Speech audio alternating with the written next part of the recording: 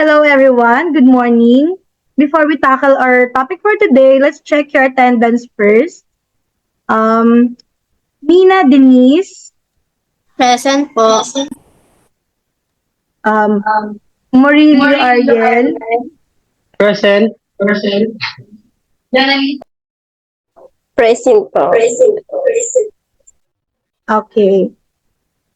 Today, we'll look at the reason why ICT is important in as a game changer in every aspect in our lives. To begin with, let's discuss communication. Open your messaging applications. Are you done? Okay.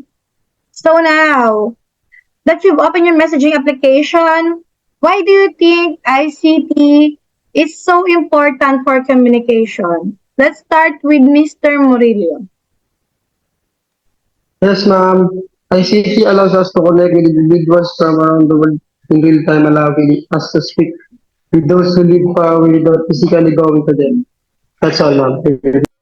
Okay, thank you for that, Mr. Murillo. Now, let's take a look at the next case. Open your internet browsers and do a search for a topic that interests you. May we call for Miss Denise?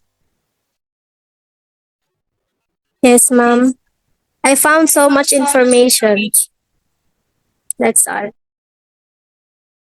Okay, exactly. ICT presents us with plenty of information at just one touch. It's like having a virtual library that you can access any moment.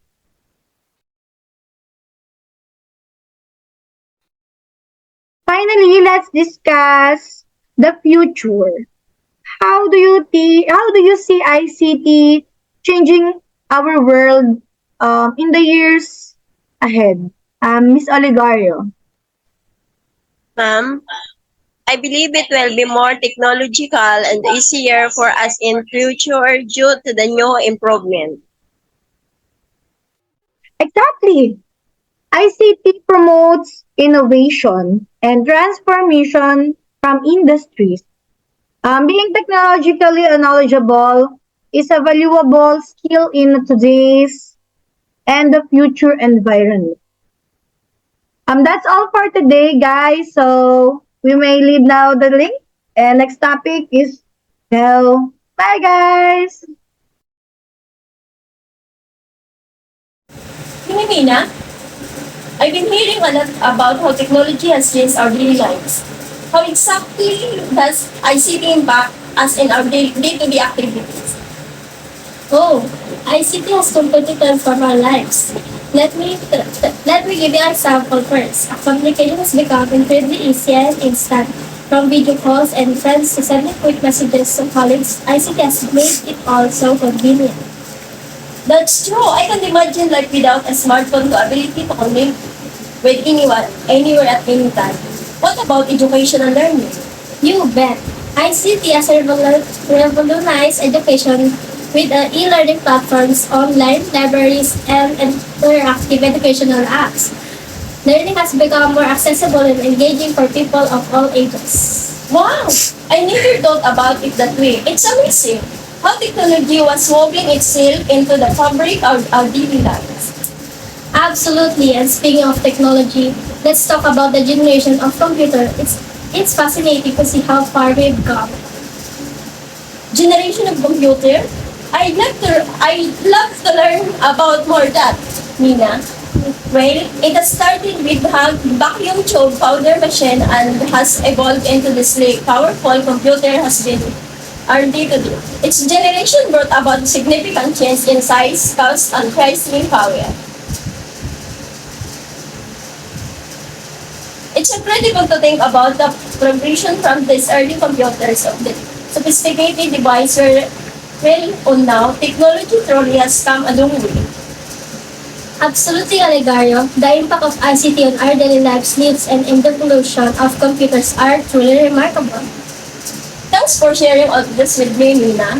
It's been eye-opening to see the big picture of this technology how shape our lives. Okay, let's look at the results of the questions today.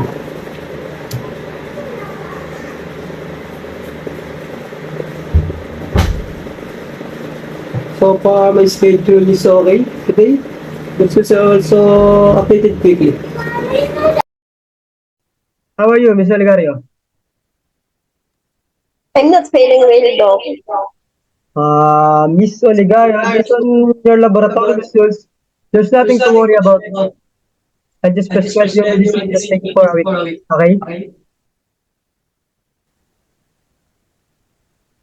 So this is Thank, thank you very much, Doc. It's good that even though I'm far away, I can still consult you online. Technology nowadays is a big help to us. Mr. Oligario. Thank you. You're welcome, Mr. Oligario. Yes, gadgets are very helpful. Just keep talking the prescription to improve your top. Thank you very much, Doc. First generation vacuum tubes. The period of first generation was from 1940 to 1956. The computers of first generation used vacuum tubes as the basic components for memory and circuitry for CPU or central processing unit. These tubes, like electric bulbs, produce a lot of heat and the installations used to fuse frequently. Therefore, they were very expensive and only large organizations were able to afford it. In this generation, mainly batch processing operating system was used. Second generation transistors, 1956 to 1963. The replacement of vacuum tubes by transistors saw the advent of the second generation of computing. Although first invented in 1947, transistors weren't used significantly in computers until the end of the 1950s. They were a big improvement over vacuum tube, despite still subjecting computers to damaging level of heats. However, they were hugely superior to the vacuum tubes, making computers smaller, faster, cheaper, and less heavy on electric use. They still relied on punch cards for input and printouts. The language evolved the cryptic binary language to symbol or assembly language. Third generation integrated circuits, 1964 to 1971. By this pace, transistors were now being miniaturized and put on a silicon chips called semiconductors.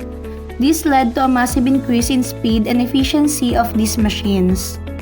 These were the first computers users interacted using keyboards and monitors which interfaced with an operating system, a significant leap up from the punch cards and printouts. This enabled these machines to run several applications at once using a central program which functioned to monitor memory. As a result of these advances, which again made machines cheaper and smaller, a new mass market of users emerged during 1960s. Fourth generation microprocessor, 1971 up to present. This revolution can be summed in one word, Intel. The chip maker developed the Intel 4004 chip in 1971, which positioned all computer components such as CPU, memory, input-output controls into a single chip. What filled the room in the 1940s now fit in the palm of the hand.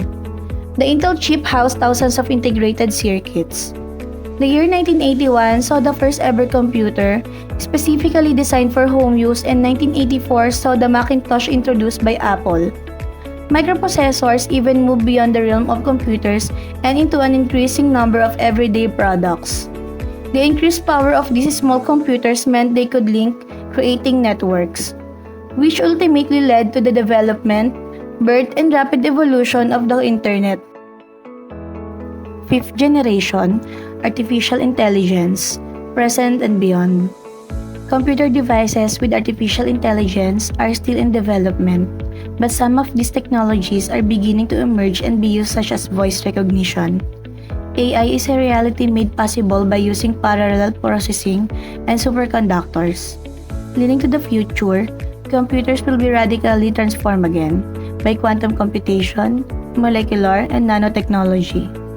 The essence of fifth generation We'll be using these technologies to ultimately create machines which can process and respond to natural language and have capability to learn and organize themselves.